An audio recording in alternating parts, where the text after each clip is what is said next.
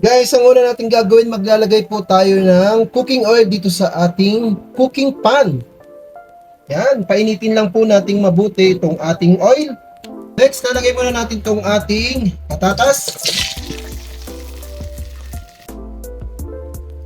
So yan guys, pwede na natin itong set aside.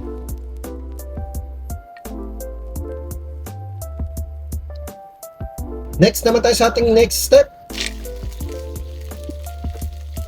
Apply lang din natin ito ng mabilisan.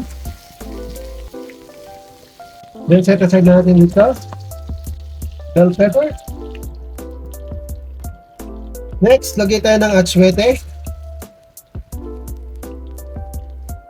Yan, i-fry lang natin dito para magkaroon ng kulay itong ating luluto.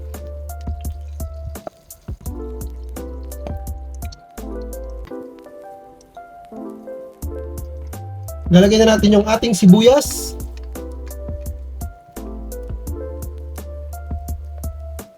Pag golden brown lang natin to. Next, yung ating bawang.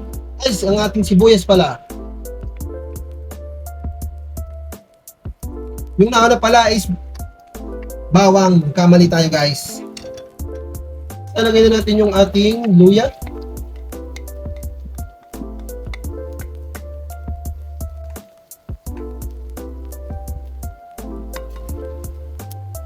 Sunod yung ating tomato paste.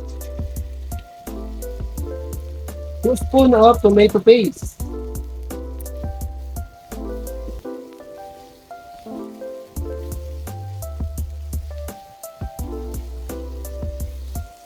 Then lalagyan na natin yung ating chicken.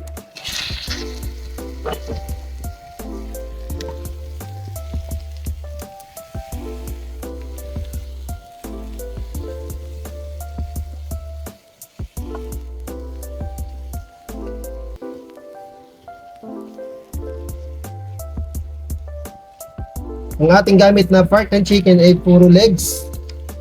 Ito yung nabili natin na puro legs na part ng ating chicken. At babalikan natin pagkalipas ng 5 minuto. So yan guys, pagkalipas ng 5 minutes, haluin lang natin siya. Medyo na sunog na yung balat niya dito sa pinakailalim niya. So ang next natin ilalagay dyan, lalagay na natin itong ating soy sauce.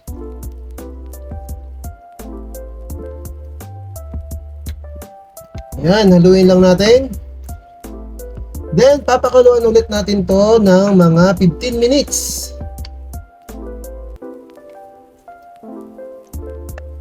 Yan. Bali-balik na rin lang natin kasi yung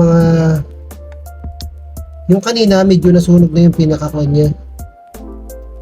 Okay? Then, lalagyan natin din siya ng ating paminta. So, yung durog na lalagyan natin.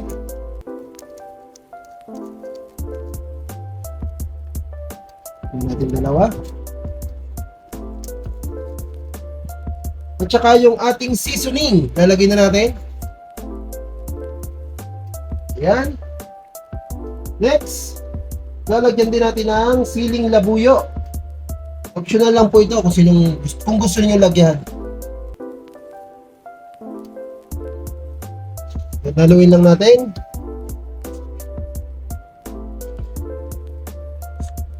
Pakuluin ulit natin or lulutuin ulit natin siya ng 15 minutes pa. Balikan natin maya maya.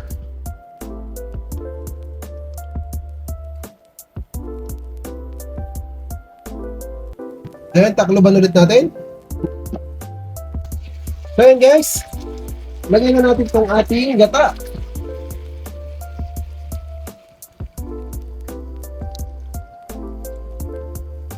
Yan ang ating pinaka sauce niya. Ating gata ng nyog na fresh coconut milk. Then i-mix lang natin guys.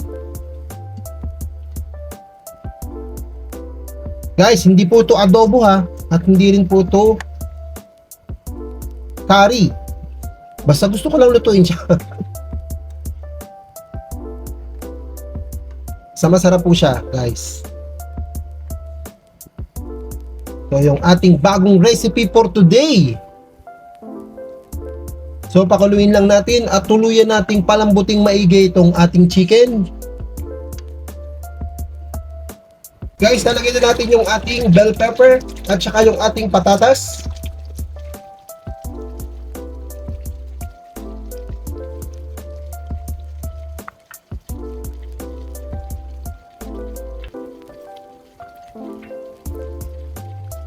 Snack natin. Yan, malapit na po siyang maluto.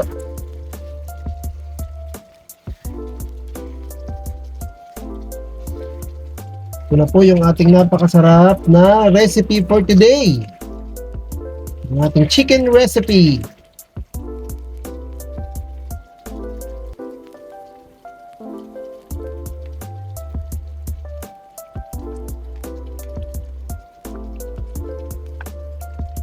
Kunti pa at malapit na siyang maluto ng todo.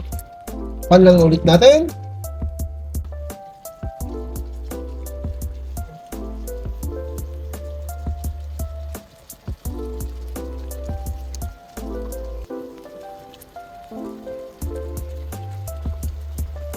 Guys, ilalagay na natin yung ating huling sangkap. Yung ating itlog.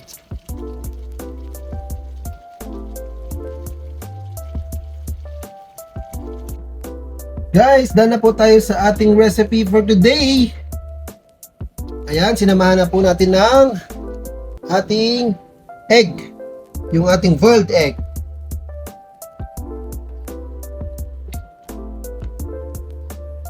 Guys, ito na po yung ating recipe for today. Ang ating napakasarap na chicken recipe. Yan po ang ating ulam for today. So guys, bago ang lahat, Merry Christmas po sa ating lahat. Hanggang dito na lang po yung ating video. Sana po nagustuhan ninyo. Salamat! Hanggang sa muli. Happy New Year din po.